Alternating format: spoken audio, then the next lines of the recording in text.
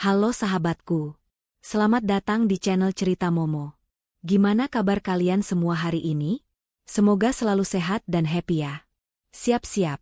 Karena kali ini Momo akan mengajak kalian masuk ke dalam sebuah kisah yang akan menguji batas emosi dan kesabaran seorang istri. Bayangkan, baru satu malam menempati rumah mewah impian, tiba-tiba seorang tukang bakso datang dengan wajah panik, memberikan peringatan yang sangat mengerikan, cepat pergi dari sini sebelum suami dan mertuamu datang. Kenapa? Apa rahasia gelap yang disembunyikan Adrian dan Nyonya Maya di balik rumah mewah itu? Siapa sebenarnya sosok Lara? Dan apa peran krusial dari Bang Jali si tukang bakso? Kisah ini berjudul, Malam Pertama Setelah Aku Pindah ke Rumah Mewah Baruku.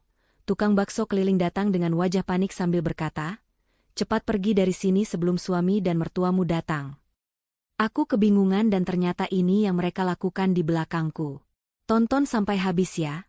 Karena setiap babnya penuh kejutan yang akan bikin jantung kalian berdebar. Sebelum kita mulai, yuk langsung like video ini, subscribe ke channel Cerita Momo, dan jangan lupa nyalakan lonceng notifikasinya. Dan seperti biasa, tulis di kolom komentar, nama, asal kota, dan hadir. Siap mendengarkan kisah pengkhianatan dan balas dendam yang elegan ini? Ayo kita mulai. Lara menarik napas dalam-dalam. Aroma cat baru bercampur wangi diffuser mewah menyambutnya. Malam ini adalah malam pertama mereka di rumah ini. Sebuah masterpiece arsitektur bergaya Mediterranean modern yang berdiri gagah di kawasan elit Jakarta Selatan. Rumah impiannya, yang ia beli secara diam-diam menggunakan nama Adrian, suaminya. Senyum Lara merekah, namun tak bisa bertahan lama. Suasana di rumah itu terasa tegang, tak sehangat yang ia bayangkan. Adrian, suaminya, terlihat mondar-mandir di ruang tamu, ponselnya terus menempel di telinga, dan setiap kali ia melihat Lara, senyumnya terasa dipaksakan, cepat menghilang seperti kabut pagi. Lara adalah seorang wanita yang, di mata Adrian dan keluarganya, hanyalah seorang penulis freelance biasa yang beruntung menikah dengan seorang profesional muda. Padahal, Lara adalah pemilik sebenarnya dari rumah mewah ini. Ia adalah seorang pengusaha seni dan kreator konten digital sukses yang menyembunyikan identitas dan kekayaan aslinya. Ia sengaja membiarkan Adrian berpikir bahwa rumah ini dibeli dengan sisa uang warisan kecilnya dan sebagian besar dari pinjaman bank yang diurus Adrian. Tujuannya sederhana. Ia ingin melihat ketulusan Adrian, jauh dari embel-embel kekayaan. Keputusan Lara menyembunyikan kekayaannya semakin kuat setelah ia menikah dengan Adrian 2 tahun lalu. Sejak awal pernikahan, Nyonya Maya, Ibu Adrian, dan Andre, adik iparnya, selalu memandang rendah Lara. Mereka menganggapnya tidak selevel. Menantu miskin yang tidak pantas berada di tengah keluarga mereka yang selalu berbicara tentang saham, proyek, dan aset di luar negeri. Adrian sendiri, meskipun mencintai Lara, seringkali tidak bisa membela istrinya dari ucapan pedas ibu dan adiknya. Malam ini, seharusnya menjadi klimaks dari mimpi indah mereka. Rumah yang ia beli dengan darah dan air mata kreatifnya kini ada di hadapan mereka. Namun, alih-alih merayakan, Adrian justru semakin gelisah. Ia terus beralasan bahwa ada masalah mendesak di kantor, di firma hukum tempatnya bekerja. "Sebentar, sayang. Ada klien yang sangat rewel," ujar Adrian sambil berjalan ke balkon, mencoba menjauhkan diri dari jangkauan Lara. Lara mengikuti suaminya dengan pandangan curiga. Ia melihat jemari Adrian memilin ujung kemejanya, sebuah kebiasaan lama yang selalu muncul saat suaminya berbohong. Ia menahan diri untuk tidak bertanya, memilih untuk mengamati. Ia berjalan ke dapur, mempersiapkan teh hangat, sambil otaknya bekerja keras menyusun puzzle dari tingkah aneh Adrian. Di meja makan, Lara melihat beberapa lembar dokumen penting yang diletakkan Adrian. Sebuah map coklat dengan logo bank asing. Rasa penasaran mengalahkan kepatuhannya untuk tidak ikut campur. Ia mendekat dan membaca sekilas. Dokumen itu berisi detail pinjaman dengan jumlah yang sangat besar, jauh melampaui kemampuan Adrian sebagai seorang manajer di firma hukum. Mata Lara menyipit. Ia tahu suaminya memiliki hutang kecil, tetapi angka di dokumen ini benar-benar mengejutkan. Ditambah lagi, ada catatan tangan di pinggir dokumen itu yang bertuliskan, "Segera bereskan aset A." Perlu dibalik nama cepat.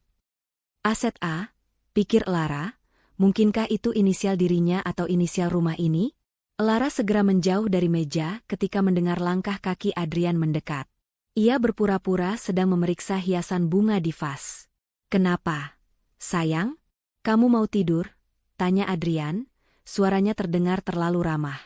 "Belum, aku masih ingin menikmati suasana rumah baru kita," jawab Lara, menyembunyikan kecurigaannya dengan senyum manis.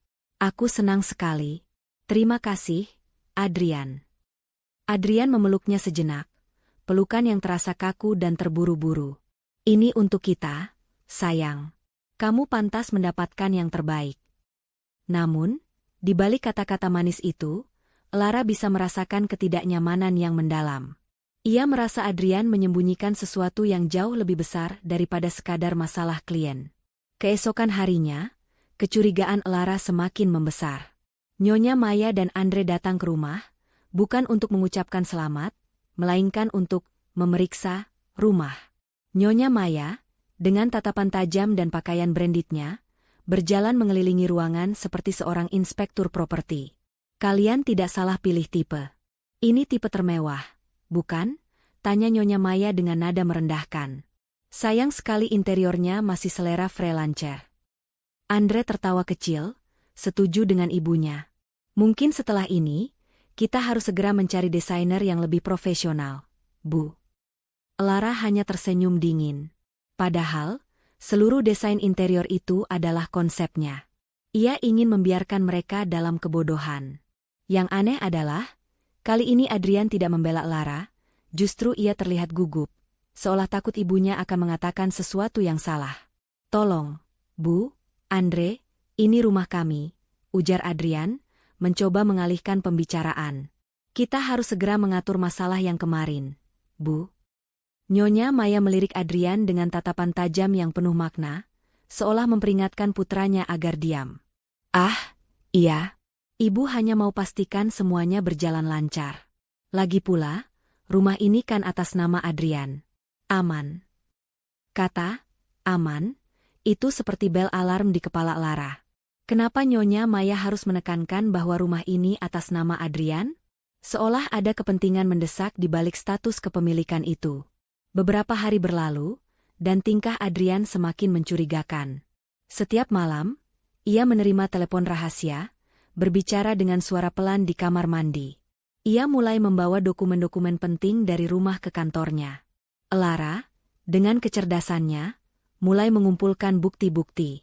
Ia diam-diam mengambil foto dokumen yang ia lihat di meja, dan ia memasang aplikasi pelacak pada ponsel Adrian, berpura-pura itu adalah aplikasi kesehatan. Dalam salah satu rekaman yang tak sengaja ia dengar, Adrian berbicara dengan Nyonya Maya, "Semua sudah siap, Bu. Aku hanya perlu tanda tangan Lara. Aku akan bilang itu dokumen asuransi kesehatan baru. Setelah itu, kita bisa segera menjual rumah ini dan melunasi hutang mafia itu. Kita akan kabur dari sini sebelum mereka tahu." Dunia Lara seolah runtuh. Bukan karena ia akan kehilangan rumahnya, ia bisa membeli 10 rumah lagi jika ia mau. Tetapi karena pengkhianatan Adrian, pria yang ia cintai. Adrian tidak hanya menyembunyikan hutang besar, tetapi juga bersekongkol dengan ibu dan adiknya untuk memalsukan tanda tangannya dan mengusirnya. Tujuan pernikahan ini sepertinya telah beralih menjadi alat untuk mendapatkan aset. Malam itu, Lara tidak tidur.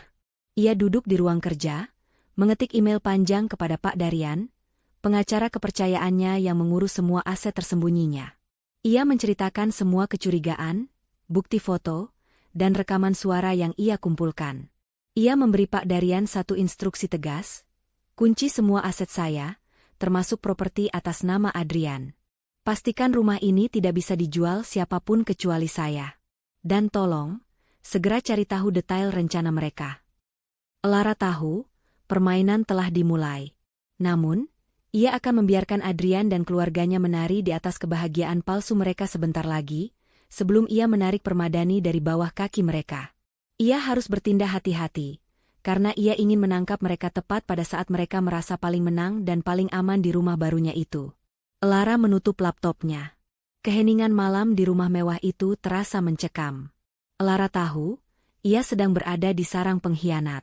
Lara menghabiskan hari-hari berikutnya dalam mode bertahan hidup, menyembunyikan badai kemarahan dan sakit hati yang bergolak di dalam dirinya. Ia harus bersikap seolah-olah tidak terjadi apa-apa, berakting sebagai istri yang bahagia dan naif yang baru saja pindah ke rumah impiannya. Adrian dan Nyonya Maya tampak semakin riang. Mereka sering membahas proyek-proyek masa depan dengan nada misterius, dan Adrian berkali-kali mencoba memancing Lara untuk menandatangani berbagai dokumen dengan alasan administratif. Setiap kali Adrian mendekat dengan map berisi kertas, Lara selalu punya 1001 alasan untuk menunda. Kadang ia beralasan sedang sakit kepala, tangannya sedang kotor karena berkebun, atau ia harus segera menghadiri panggilan video dari kliennya. Adrian mulai frustrasi, tetapi ia tidak bisa memaksakan diri, karena ia takut kecurigaan Lara akan muncul. Lara tahu bahwa waktu semakin sempit. Ia perlu bertindak cepat, tetapi dengan keanggunan seorang ratu yang merencanakan jatuhnya kerajaan. Ia memantau pergerakan Adrian dan Nyonya Maya melalui aplikasi pelacak yang ia pasang di ponsel Adrian. Ia menyadari bahwa mereka sering pergi ke sebuah daerah kumuh, jauh dari lingkungan elit mereka, dan selalu bertemu dengan orang-orang berpenampilan sangar. Lara menduga, itu adalah tempat pertemuan dengan para rentenir, atau mafia yang menagih hutang Adrian yang besar. Sementara itu, Pak Darian, pengacara kepercayaannya, bekerja di balik layar. Ia telah mengambil tindakan pengamanan hukum pada semua aset Lara. Rumah mewah itu kini terikat kontrak yang sangat rumit, yang memungkinkan Lara sebagai pemilik modal utama untuk menarik kepemilikan penuh kapan saja. Status Adrian di dokumen hanya sebatas wali atau penjamin pinjaman palsu, bukan pemilik sah. Pak Darian juga mengirimkan detektif swasta untuk memantau Adrian dan Nyonya Maya secara fisik, memverifikasi kecurigaan Lara. Malam itu, malam yang sunyi di tengah hingar-bingar Jakarta, Lara memutuskan untuk bersantai di teras belakang yang menghadap kolam renang. Adrian bilang ia harus bertemu klien penting di luar kota, sementara Nyonya Maya dan Andre pulang ke rumah mereka.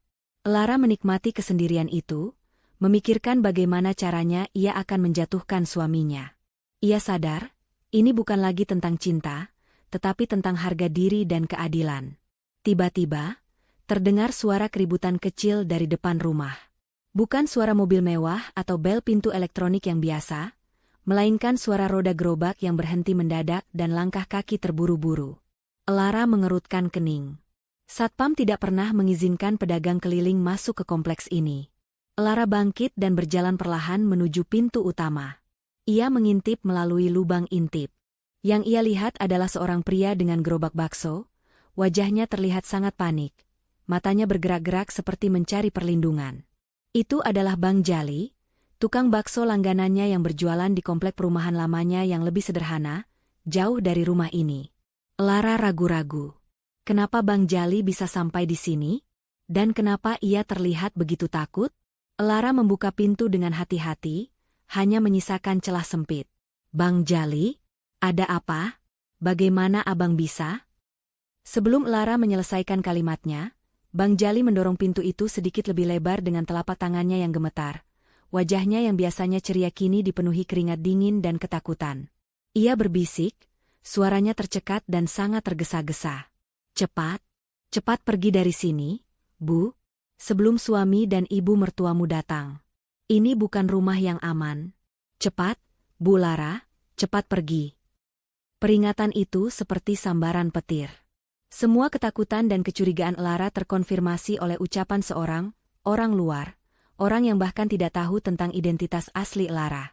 Air muka Lara berubah drastis, dari bingung menjadi tegang. Tunggu, Bang Jali. Tenang. Kenapa abang bilang begitu? Apa yang terjadi?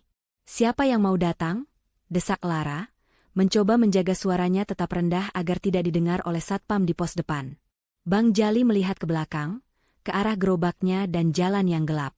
Mereka sudah mengatur semuanya, Bu. Tadi saya tidak sengaja dengar di warung kopi dekat kantor Pak Adrian. Orang-orangnya yang sangar itu bicara. Mereka bilang sebentar lagi akan ada penyerahan aset di rumah ini. Katanya, semua akan beres kalau Bu Lara sudah diusir. Di warung kopi, tanya Lara. Ia tahu, di lingkungan kelas pekerja, informasi berharga seringkali beredar di tempat-tempat santai seperti itu. Iya, Bu.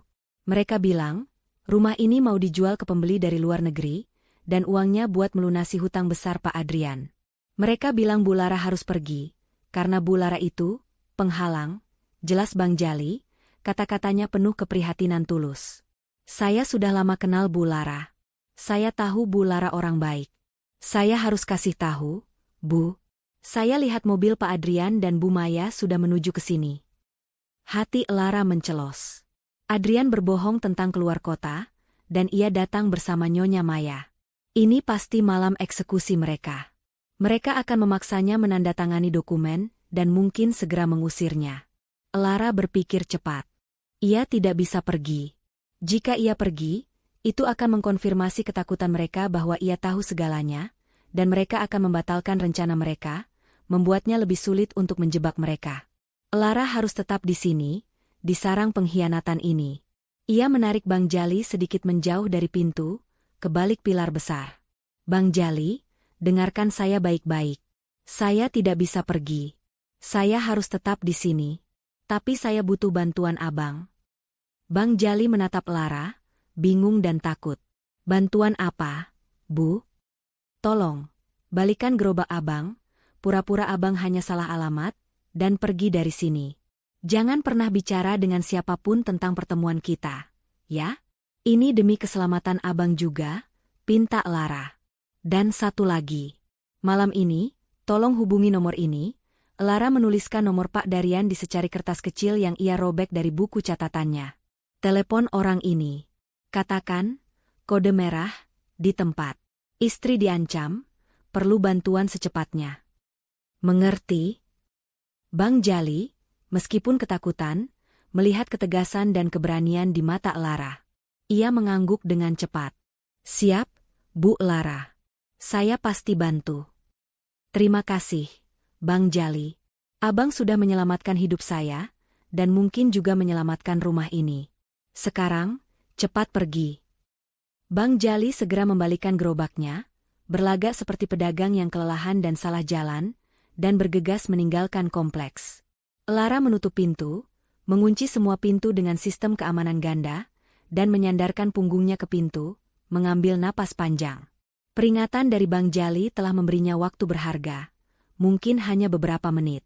Ia harus mengubah dirinya dari istri yang bingung menjadi benteng yang tak terhancurkan. Ia berlari ke kamar, mengambil ponselnya, dan mengirim pesan kepada Pak Darian untuk memverifikasi panggilan dari Bang Jali. Ia melihat ke cermin. Matanya berkilat marah, tetapi wajahnya tenang. Aku tidak akan lari. Kalian yang akan lari dari sini, Adrian, bisiknya pada bayangan dirinya. Lampu mobil menyorot tajam ke halaman. Adrian dan Nyonya Maya telah tiba. Lampu sorot mobil mewah Adrian menusuk kegelapan malam, menyiratkan kedatangan yang tergesa-gesa. Lara sudah menunggu di dalam. Ia tidak lari, melainkan bersiap. Detik-detik sejak kepergian Bang Jali ia manfaatkan untuk mengontrol napas, menyusun strategi, dan yang paling penting, menghapus jejak air mata dan ketakutan dari wajahnya. Ketika pintu terbuka, dan Adrian serta Nyonya Maya melangkah masuk, Lara sudah berdiri tegak di tengah ruang tamu, mengenakan senyum palsu yang paling manis yang bisa ia kenakan. Loh, sayang? Katanya kamu ada klien di luar kota? Kenapa cepat sekali pulangnya? Tanya Lara, suaranya terdengar lembut, tanpa sedikit pun nada curiga. Adrian terlihat sangat terkejut melihat Lara menyambutnya, terlebih ia didampingi Nyonya Maya. Keterkejutan itu cepat ia tutupi dengan senyum lega yang terasa sangat dibuat-buat. Iya, kliennya mendadak membatalkan janji, jadi aku putuskan lebih baik pulang saja. Kebetulan ibu ingin mampir sebentar, ada yang harus kami bicarakan. Jelas Adrian, nada suaranya sedikit lebih tinggi dari biasanya, menunjukkan kecemasan yang mendalam. Nyonya Maya berjalan melewatinya dengan tatapan dingin, membawa sebuah tas tangan besar yang tidak biasa ia bawa hanya untuk kunjungan singkat. Tatapan Nyonya Maya seolah menelanjangi Lara, mencari tanda-tanda ketakutan atau kecurigaan. Namun, yang Nyonya Maya lihat hanyalah menantu yang tampak polos dan gembira. Ya, ibu hanya mau pastikan kamu sudah nyaman. Lara, tadi ibu baru saja dari notaris, mengurus dokumen penting untuk properti kita yang lain. Lalu ibu terpikir, alangkah baiknya kalau kamu dan Adrian juga menyelesaikan beberapa dokumen administrasi rumah ini, ujar Nyonya Maya dengan kehangatan palsu yang membuat Lara muak. Lara tahu, Ini adalah jebakan. Dokumen yang dibawa Nyonya Maya pasti bukan dokumen administrasi biasa. Itu pasti dokumen yang disinggung Bang Jali, pengalihan hak atau surat kuasa penjualan. Oh, dokumen apa itu, Bu? Penting sekali ya sampai harus malam-malam begini, tanya Lara, berjalan menuju sofa, mengundang mereka untuk duduk. Adrian segera mengeluarkan map coklat besar dari tas Nyonya Maya. Ini hanya dokumen asuransi kesehatan. Sayang. Karena kita pindah rumah dan alamatnya berubah, kita harus memperbarui data di bank. Dan ini ada beberapa lembar untuk mengurus tax clearance rumah. Tanda tangan saja, tidak perlu dibaca detail, ini urusan birokrasi saja. Lara mencondongkan tubuhnya ke depan, mengambil map itu. Ia membuka-buka halaman-halaman dokumen itu dengan santai. Matanya membaca sekilas judul-judul di setiap halaman, dan benar saja, di antara tumpukan formulir asuransi palsu, terselip 2 halaman yang sangat krusial. Surat kuasa penuh penjualan properti dan persetujuan pengosongan aset cepat. Jika Lara menandatangani dokumen-dokumen ini, ia akan memberikan hak penuh kepada Adrian untuk menjual rumahnya dan mengusirnya kapan saja, tanpa persetujuannya. Jantung Lara berdebar kencang, bukan karena takut, melainkan karena adrenalin dan kegembiraan akan pertempuran yang akan datang. Ia harus membalikan situasi ini tanpa menunjukkan bahwa ia tahu rencana jahat mereka. Wah, banyak sekali ya. Sebentar, aku ambilkan pulpen kesayanganku dulu, ujar Lara sambil tersenyum lebar. Ia meninggalkan Adrian dan Nyonya Maya yang langsung bertukar pandang penuh kemenangan. Saat berada di kamarnya, Lara dengan cepat mengirim pesan suara rahasia kepada Pak Darian. Mereka sudah datang membawa dokumen. 2 di antaranya adalah surat kuasa penuh dan persetujuan pengosongan. Saya butuh surat balasan darurat sekarang. Kirimkan kurir ke sini dengan dokumen itu. Alasan kurir, pengiriman paket hadiah untuk Adrian. Tak sampai 2 menit, Lara kembali ke ruang tamu. Ia membawa pulpen mahal dari merek terkenal. Adrian dan Nyonya Maya terlihat semakin tidak sabar. Pulpen saja kenapa lama sekali? Lara?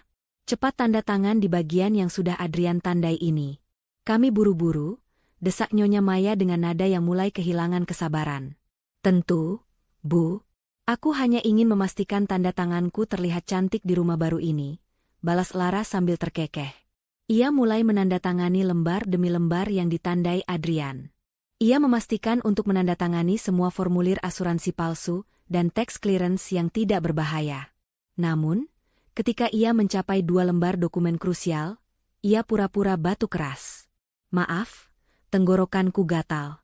Adrian, tolong ambilkan aku air di dapur. Ya?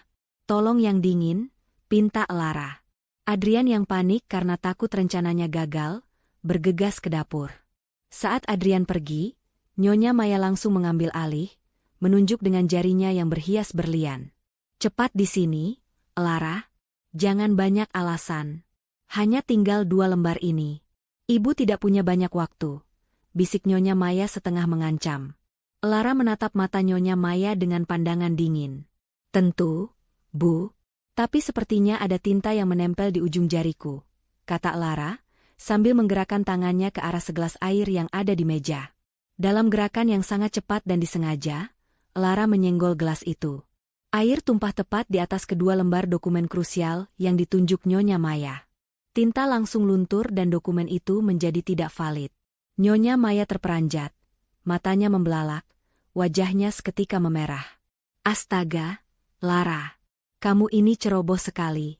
Dokumen penting ini. Oh, ya ampun, Bu, maafkan saya. Saya benar-benar tidak sengaja. Sepertinya saya harus segera membersihkan ini, kata Lara, berpura-pura panik. Adrian kembali dari dapur dan melihat kekacauan itu. Wajahnya langsung pucat pasi, melihat 2 lembar dokumen yang paling ia butuhkan kini basah dan rusak. Aduh, Lara, kenapa kamu ceroboh sekali? Teriak Adrian, nadanya penuh kemarahan yang ia tahan. Dokumen ini harus kita serahkan besok pagi. Sekarang bagaimana? Maafkan aku, sayang. Mungkin fotokopinya saja yang bisa kita pakai dulu? Tanya Lara dengan nada bersalah yang meyakinkan. Tidak bisa. Ini harus yang asli dan bertanda tangan basah. Kamu sengaja, kan? Adrian tidak bisa lagi menahan amarahnya. Sengaja apa? Adrian? Aku hanya minta minum. Kenapa kamu malah marah-marah? Ini kan hanya dokumen. Kita bisa cetak lagi besok. Balas Lara, kini dengan nada yang lebih tegas, mengalihkan fokus dari kecerobohannya menjadi kemarahan Adrian yang tidak beralasan. Nyonya Maya segera menarik tangan Adrian. Sudah, Adrian. Jangan ribut. Kita bisa cetak lagi. Kita punya salinannya. Tapi ini membuang waktu. Kita harus pergi sekarang. Ibu takut orang-orang itu datang kemari, bisik Nyonya Maya di telinga Adrian. Adrian menatap Lara dengan pandangan penuh curiga. Ia tahu istrinya tidak sebodoh itu. Namun, ia tidak punya pilihan selain menuruti ibunya. Mereka tidak bisa mengambil risiko bertemu dengan rentenir di rumah baru ini. Baiklah. Aku pergi sekarang. Besok pagi, kamu harus tanda tangani dokumen yang baru. Tidak ada penundaan lagi.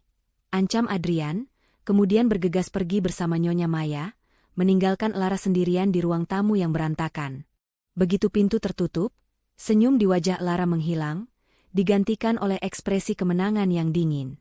Ia berhasil menunda eksekusi dan memancing kemarahan mereka, yang secara tidak langsung mengkonfirmasi niat jahat mereka. Hanya 5 menit setelah kepergian mereka, bel pintu berbunyi lagi. Kali ini, itu adalah kurir dari layanan pengiriman ekspres. Lara membuka pintu. Kurir itu menyerahkan sebuah amplop besar berwarna merah dengan logo kantor hukum Pak Darian. Selamat malam, Bu. Ini ada titipan mendesak dari Pak Darian untuk Ibu Lara. Dimohon segera dibuka, kata kurir itu sopan. Di dalam amplop merah itu, terdapat 2 dokumen penting. Yang pertama adalah surat penarikan hak kepemilikan penuh atas rumah tersebut, mengembalikan semua hak kepada Lara, sah sejak hari itu. Yang kedua adalah salinan surat kuasa khusus yang memberi Lara hak untuk melakukan tindakan hukum apapun terhadap Adrian dan Nyonya Maya tanpa harus melalui proses mediasi. Lara memegang amplop itu erat-erat. Malam itu, ia tidak melarikan diri, ia justru mengunci dirinya di dalam bentengnya sendiri, bersiap untuk berperang. Ia sadar, ia telah melewati malam pelarian dan keterkejutan, dan sekarang, saatnya ia memulai strateginya untuk membalas dendam. Setelah konfrontasi tegang di malam sebelumnya, Lara tahu ia tidak bisa lagi bermain-main.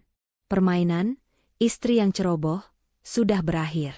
Sekarang adalah waktunya bagi Ratu Catur untuk menggerakkan bidak-bidak utamanya. Ia menghabiskan pagi itu dengan berkomunikasi intens dengan Pak Darian. Instruksi yang ia berikan sangat rinci, mencakup ranah hukum, finansial, dan pengawasan. Pertama, Lara memastikan bahwa surat penarikan hak kepemilikan penuh yang ia terima sudah didaftarkan dan dikunci secara hukum. Adrian mungkin berpikir ia bisa mencetak ulang dokumen penjualan yang basah itu, tetapi ia tidak tahu bahwa secara hukum, rumah itu kini 100% di bawah kendali Lara dan tidak dapat dipindah tangankan oleh Adrian. Pak Darian juga menyiapkan surat pemberitahuan resmi dari firma hukumnya yang akan dikirimkan kepada notaris langganan Nyonya Maya dan Adrian, secara halus memperingatkan mereka tentang masalah kepemilikan ganda dan potensi tuntutan pidana atas pemalsuan dokumen. Kedua, Lara mulai mengekspos hutang Adrian di lingkungan sosial mereka. Ia melakukannya secara halus, menelpon beberapa rekan kerja Adrian dan menanyakan tentang investasi besar yang baru dilakukan suaminya. Ia membiarkan spekulasi liar menyebar, menargetkan kelemahan terbesar Adrian, reputasinya. Lara tahu, hutang Adrian yang sebenarnya berasal dari kegagalan investasi ilegal yang ia sembunyikan, bukan masalah klien biasa seperti yang ia klaim. Lara membiarkan hari berjalan seperti biasa. Ia bahkan bersikap sangat manis kepada Adrian ketika suaminya kembali dari kantor, tampak sangat stres dan tegang. Sayang, maafkan aku yang semalam. Aku benar-benar panik karena dokumen itu harus segera diurus, kata Adrian, mencoba memasang wajah menyesal. Tidak apa-apa, Adrian. Aku mengerti kamu stres. Aku sudah cetak ulang semua formulirnya. Malam ini kita tanda tangan. Ya? Aku tidak mau kamu stres lagi, jawab Lara, senyumnya menyembunyikan rencana busuknya. Adrian sangat terkejut dengan kemudahan itu. Ia tidak menyangka Lara akan menyerah begitu cepat. Tentu saja, Adrian tidak tahu bahwa Lara hanya mencetak ulang formulir asuransi dan tax clearance yang tidak berbahaya, sementara dokumen krusial yang sudah rusak ia buang ke dalam penghancur kertas. Malam itu, dengan disaksikan oleh Andre yang datang tiba-tiba untuk membantu, memastikan semuanya berjalan lancar, Lara menandatangani tumpukan dokumen yang tidak penting. Andre, yang selalu meremehkan Lara, tersenyum sinis. Lihat, Mas. Kalau dari awal saja begini, kan tidak perlu ada drama air tumpah semalam. Dasar perempuan. Urusan tanda tangan saja ribet, cibir Andre tanpa mempedulikan Lara.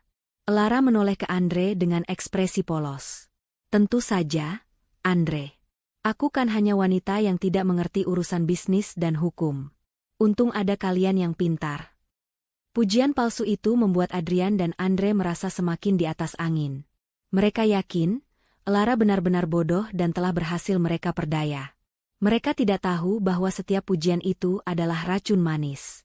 Setelah Adrian pergi ke kamar mandi, Lara mengambil kesempatan untuk berbicara dengan Andre.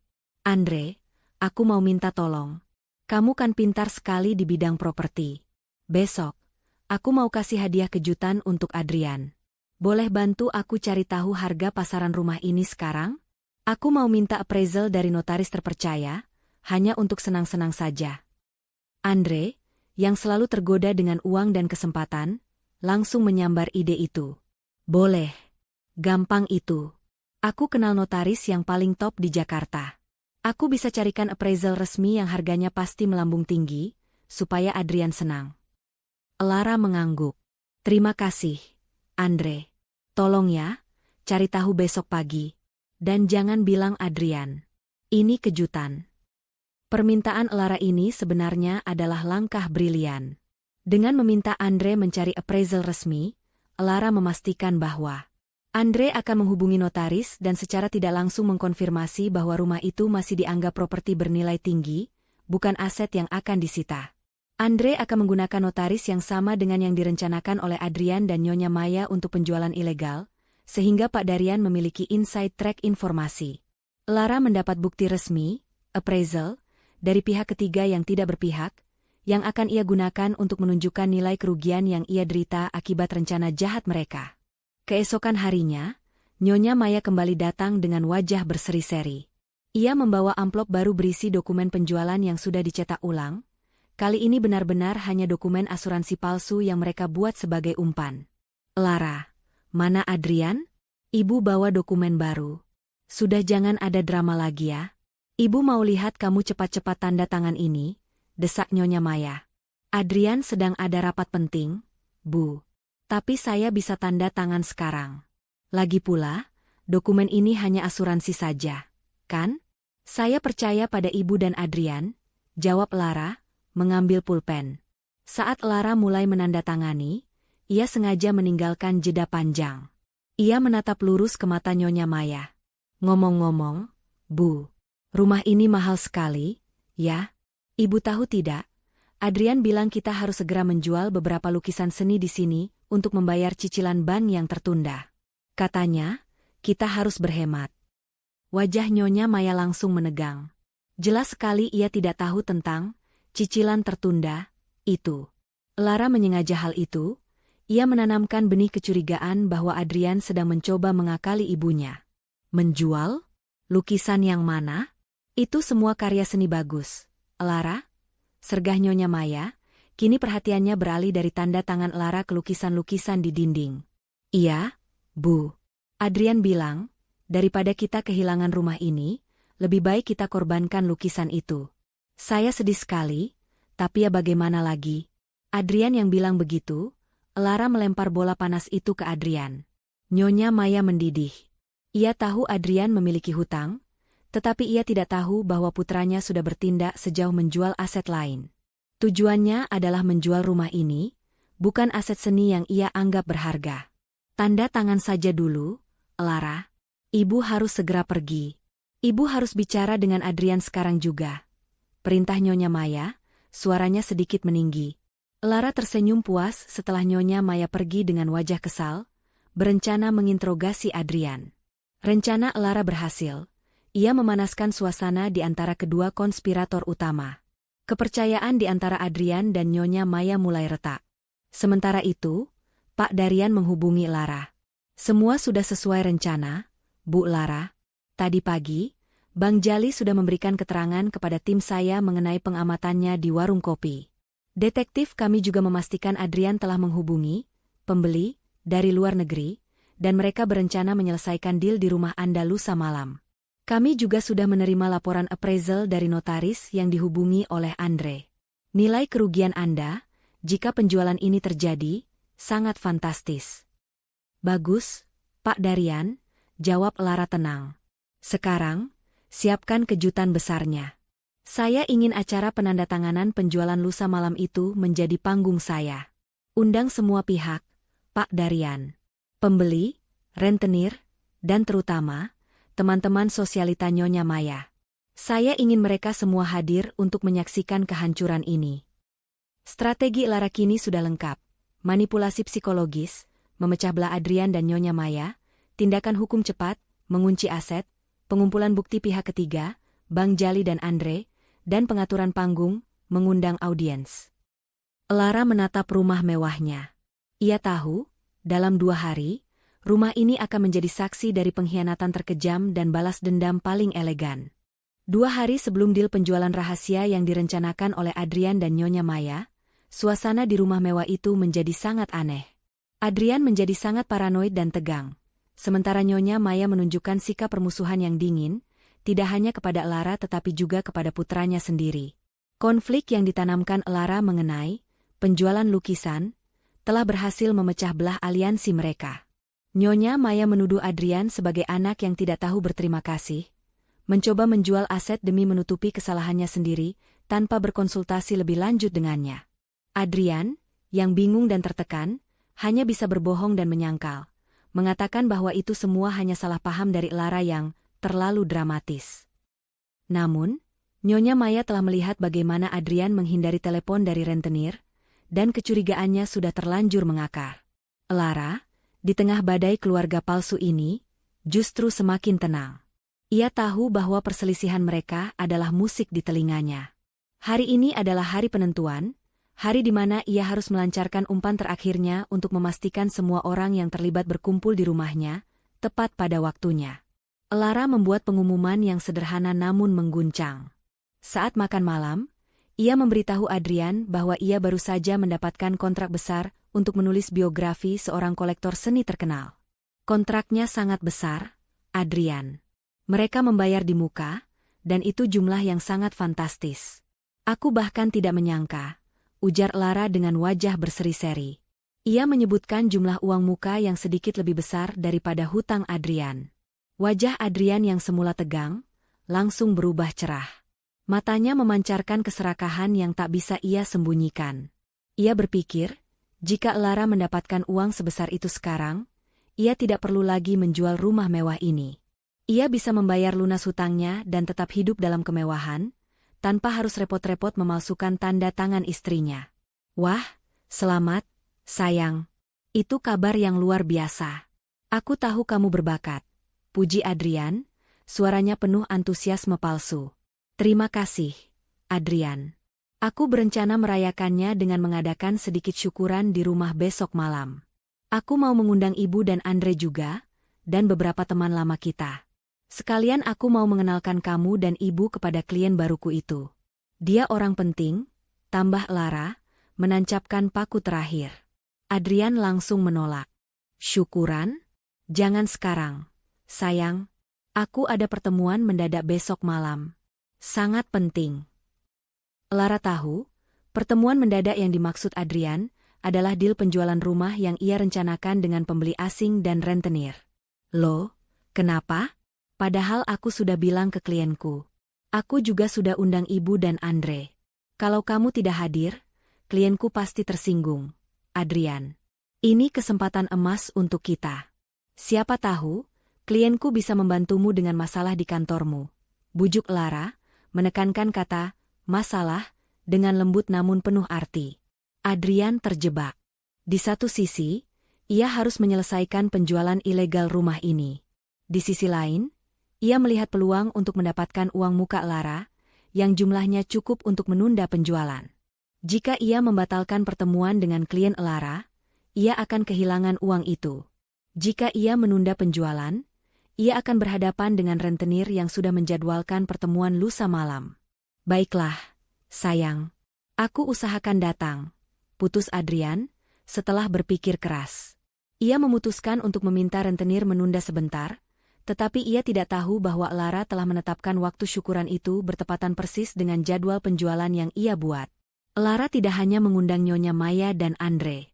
Melalui Pak Darian, Lara mengirimkan undangan syukuran yang sangat eksklusif kepada seluruh lingkaran sosialita Nyonya Maya.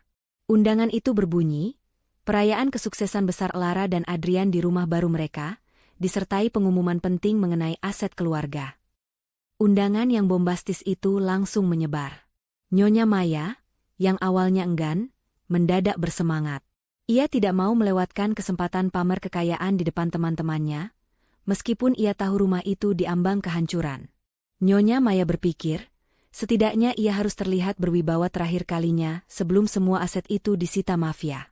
Ia akan memastikan untuk tampil paling mewah. Saat Lara sibuk dengan persiapan palsu syukuran, Bang Jali kembali memainkan peran krusialnya.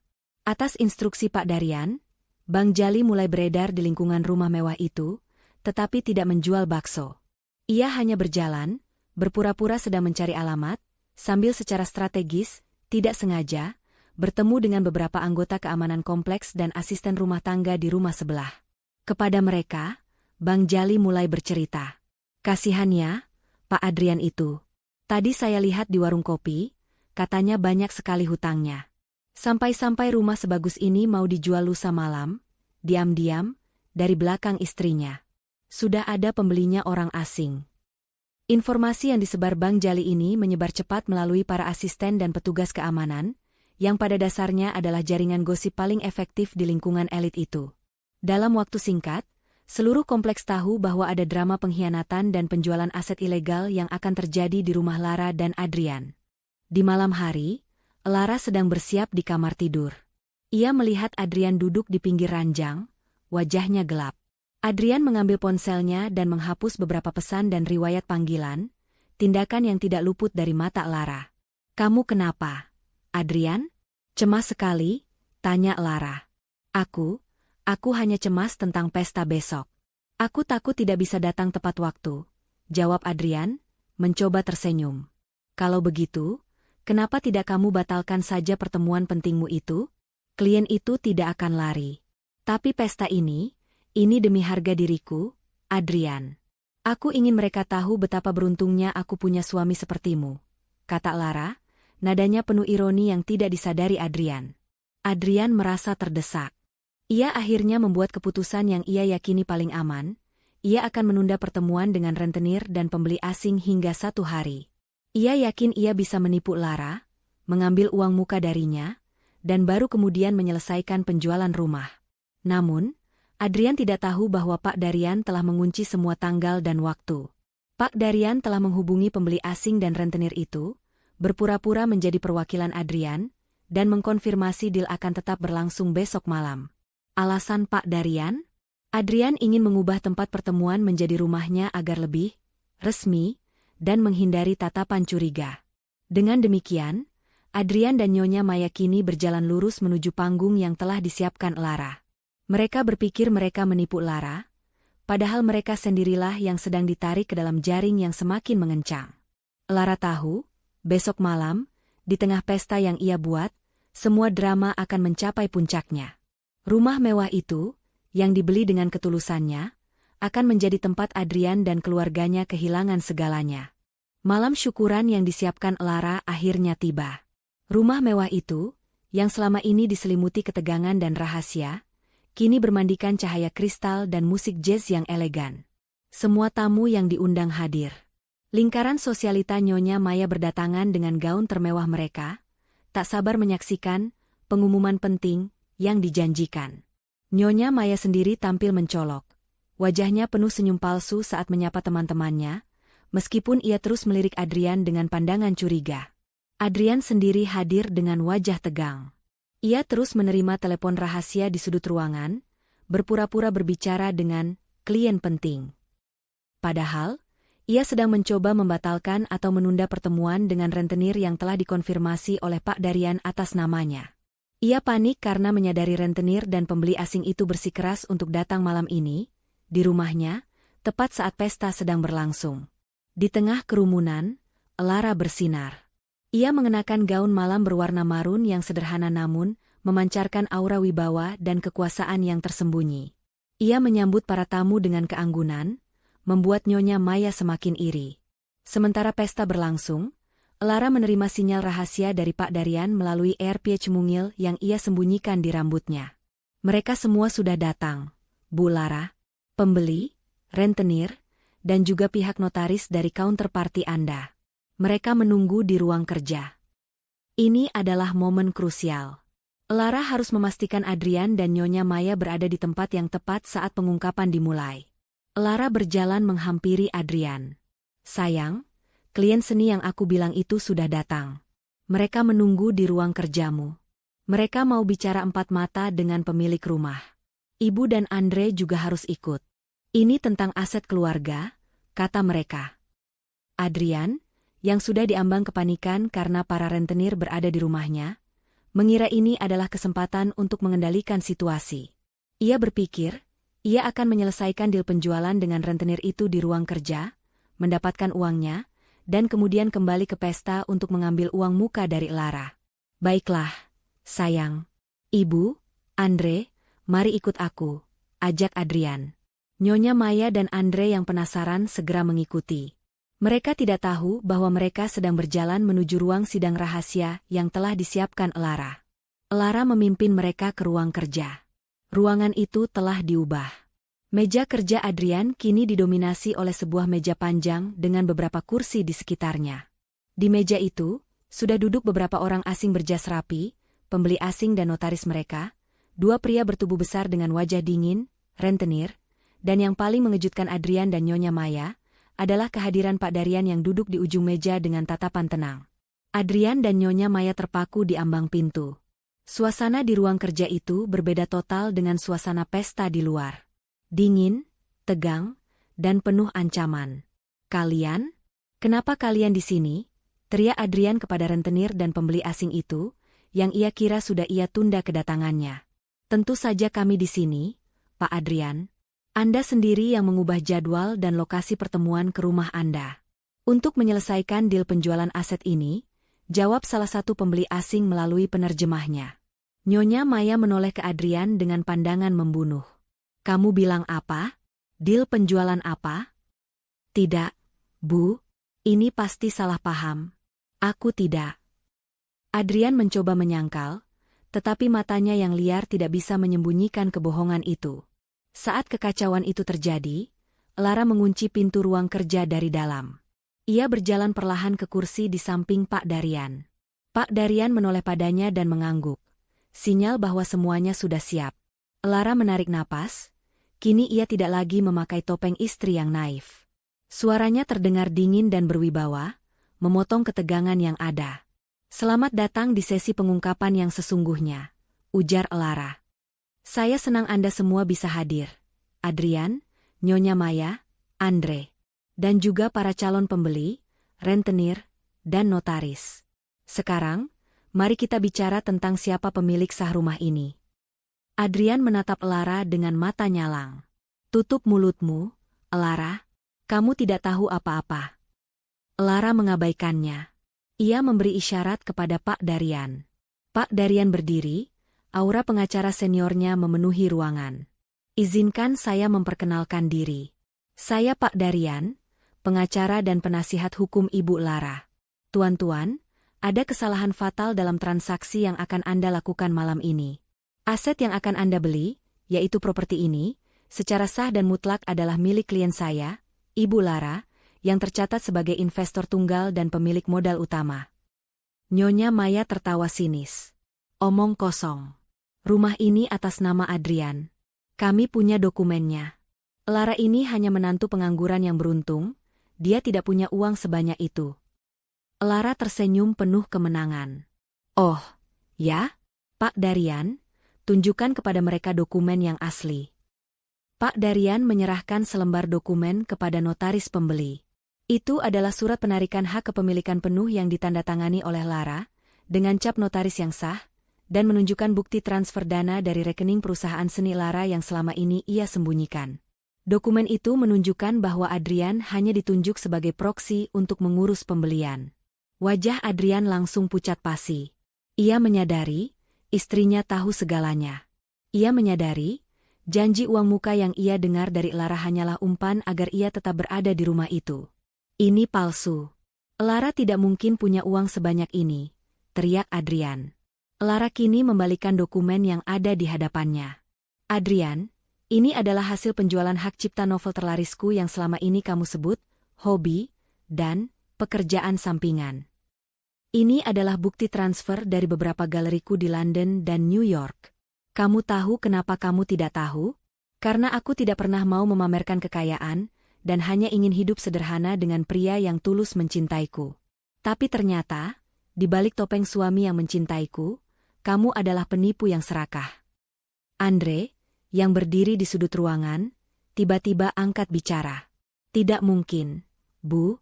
Lara tidak sekuat itu. Lara menoleh ke Andre dengan senyum tajam. Oh, Andre.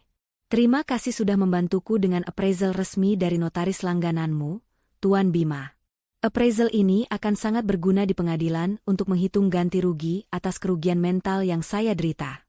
Pak Darian sudah merekam semua percakapan kita mengenai kejutan untuk Adrian. Andre langsung membeku.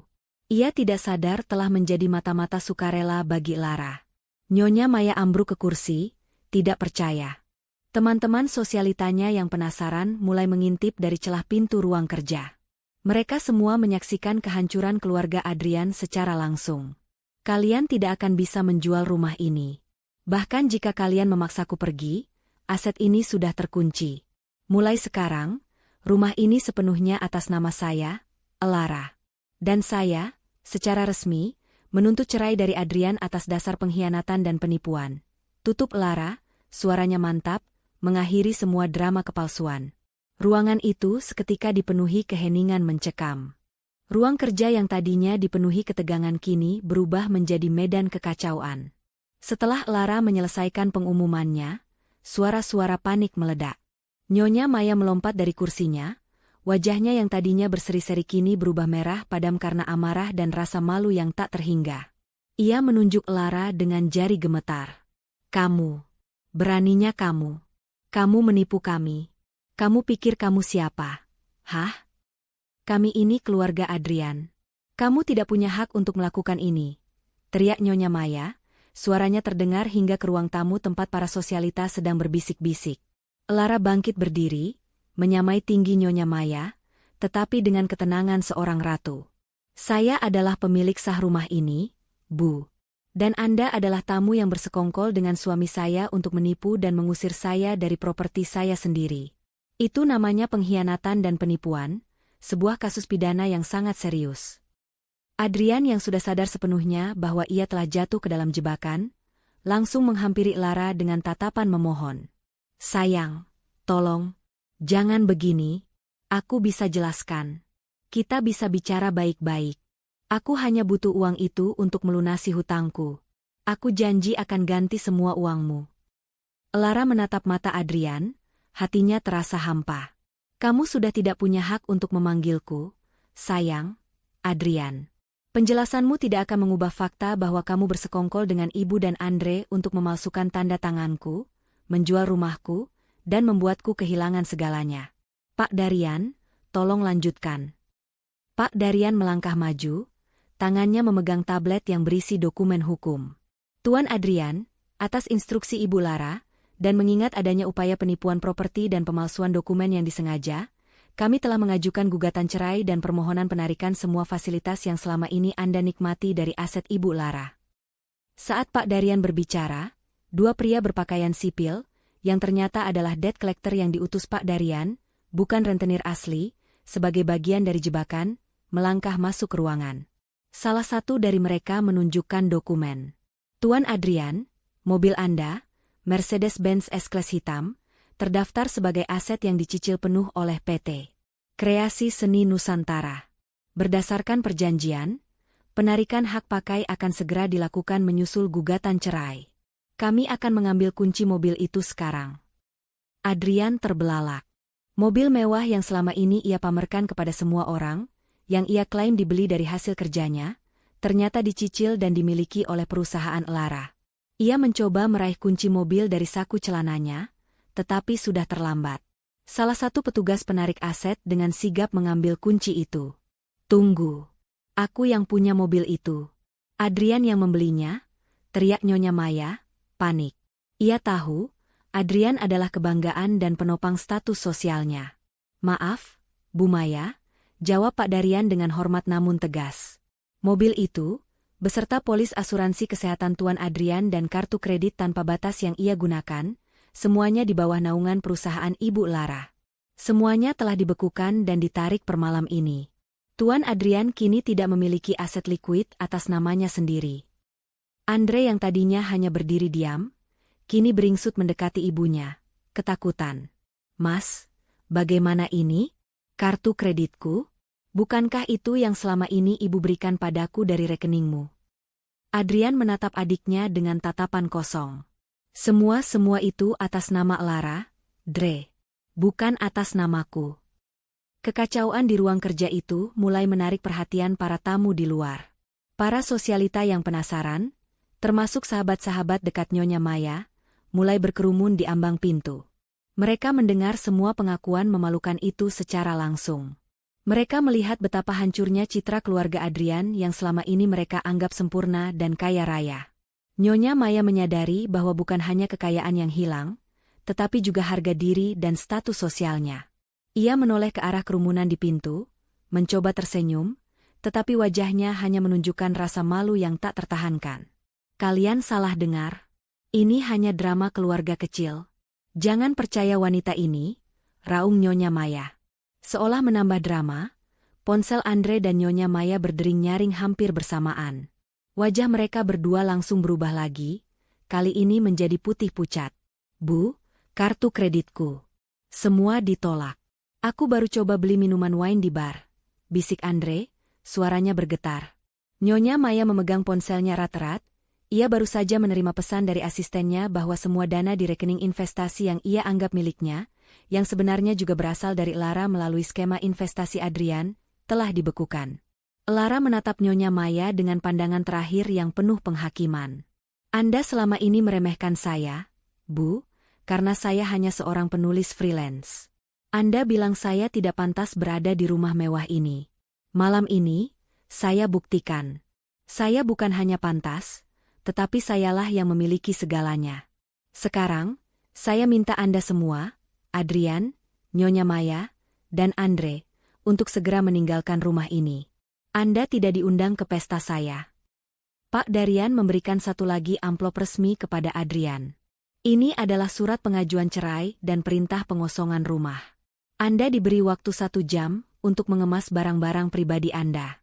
Jika lebih dari itu, kami akan memanggil polisi atas tuduhan perampasan aset." Adrian, yang kini terlihat seperti pria yang kehilangan jiwanya, hanya bisa menerima amplop itu. Ia tidak lagi memiliki kekuatan untuk melawan. Dalam sekejap mata, dari direktur muda yang kaya raya, ia berubah menjadi pria yang tidak memiliki apa-apa selain hutang dan gugatan hukum. Nyonya Maya yang ambruk di kursi, kini hanya bisa meratap dalam diam.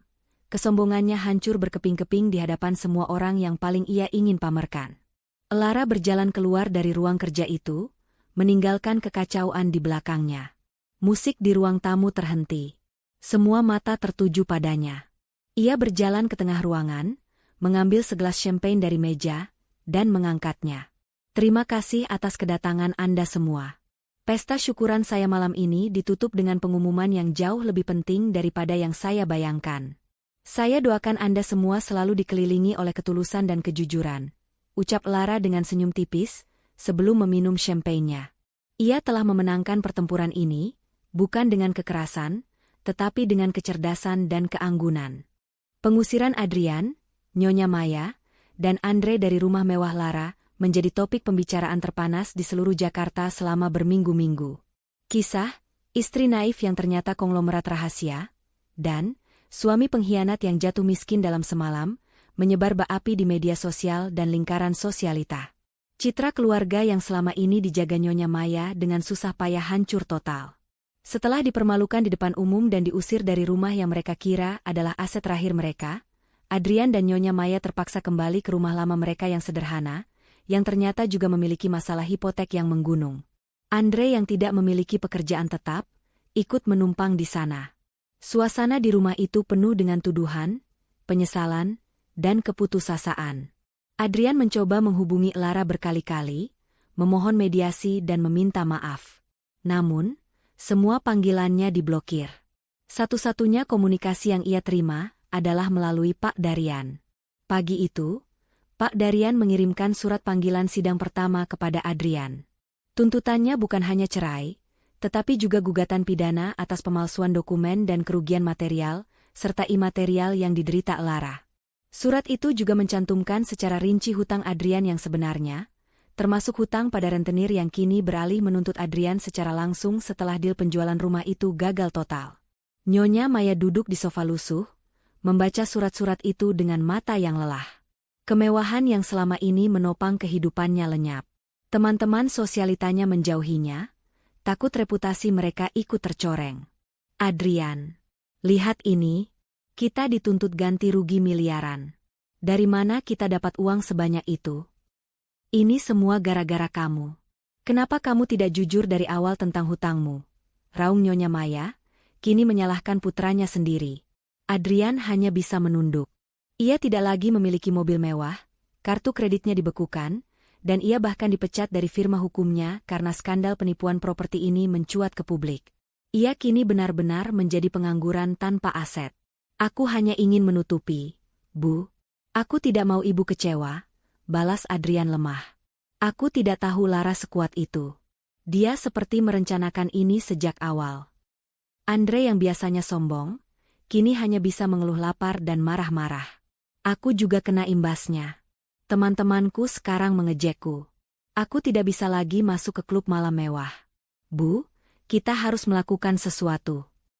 Mereka bertiga, yang dulunya adalah keluarga yang sombong dan serakah, kini terjebak dalam lingkaran kemiskinan dan saling menyalahkan. Sementara itu, Pak Darian bertindak cepat dan tanpa ampun di jalur hukum.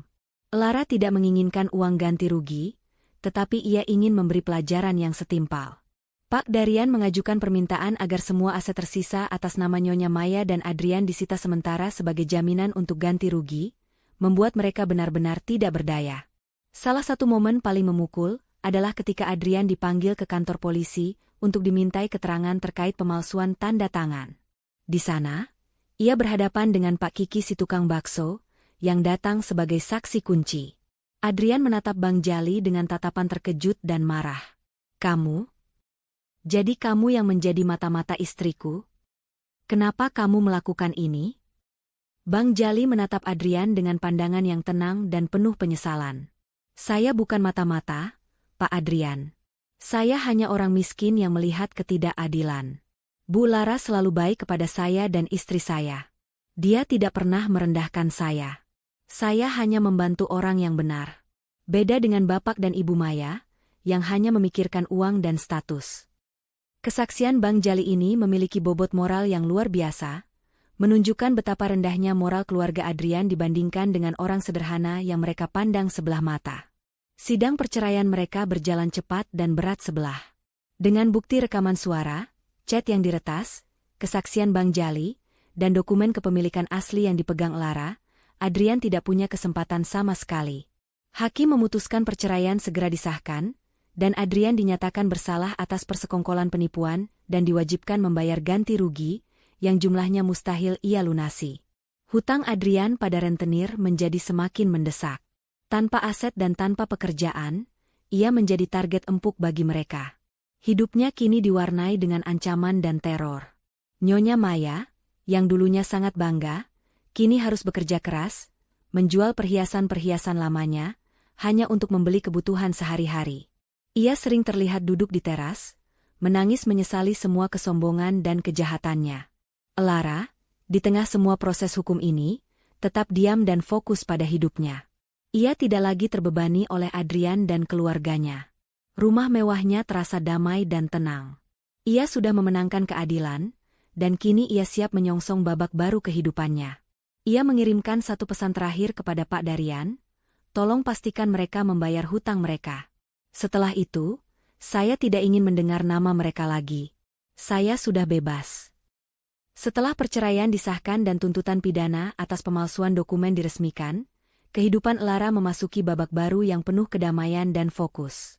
Rumah mewah yang tadinya terasa seperti jebakan kini benar-benar menjadi sanktuari. Suaka-nya.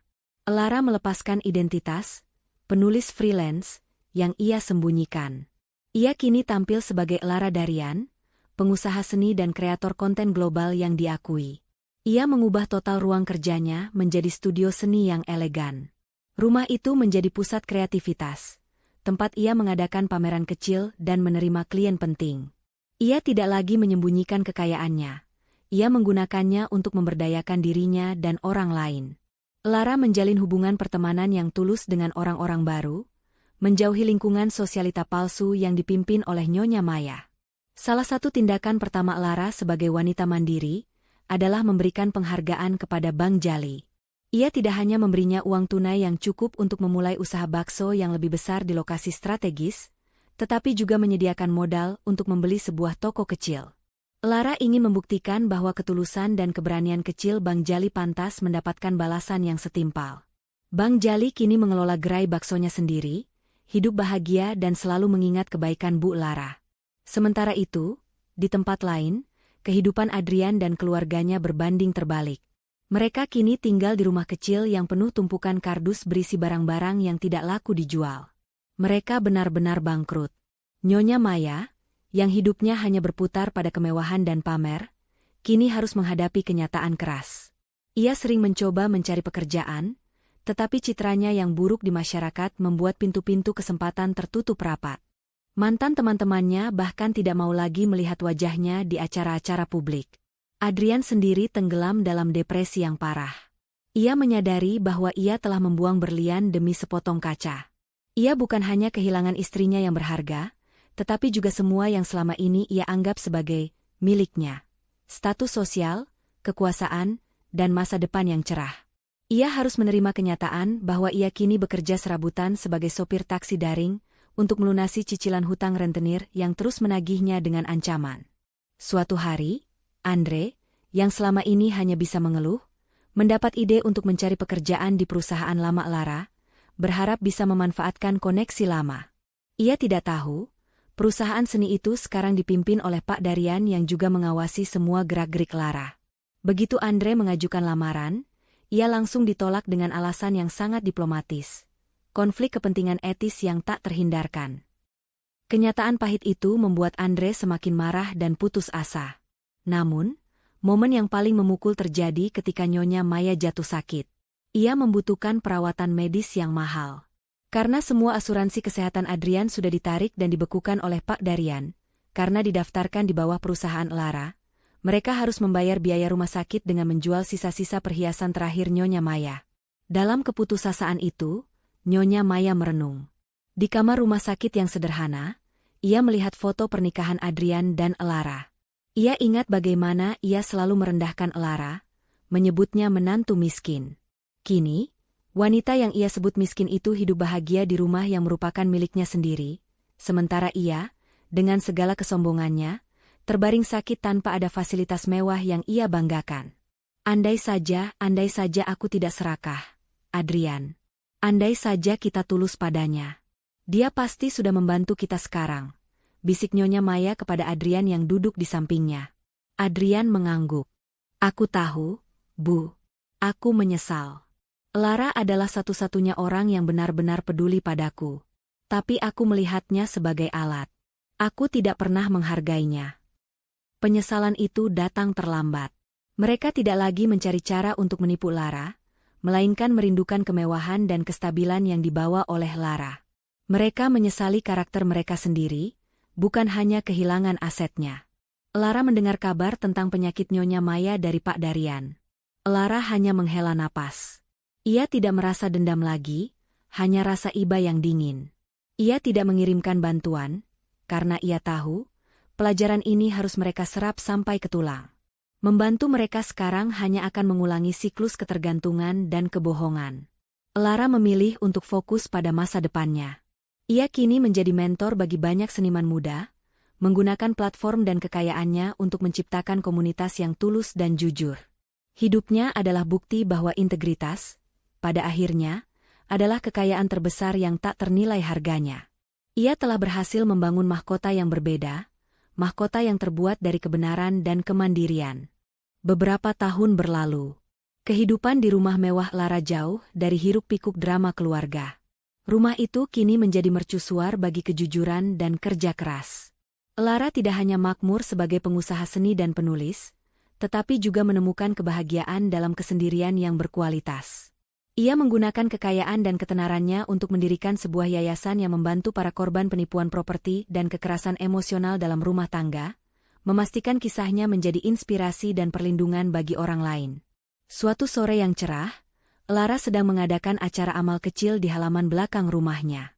Ia melihat Bang Jali datang, bukan dengan gerobak, melainkan dengan mobil pick-up kecil yang bersih, mengantarkan bakso gratis untuk para tamu yayasan. Bang Jali tersenyum tulus. Ia kini adalah seorang pengusaha sukses di kotanya, dan ia tidak pernah lupa berterima kasih kepada wanita yang memberinya kesempatan.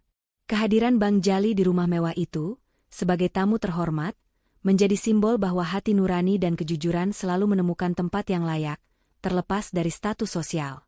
Di sisi lain kota, kehidupan Adrian, Nyonya Maya, dan Andre mencapai titik nadir.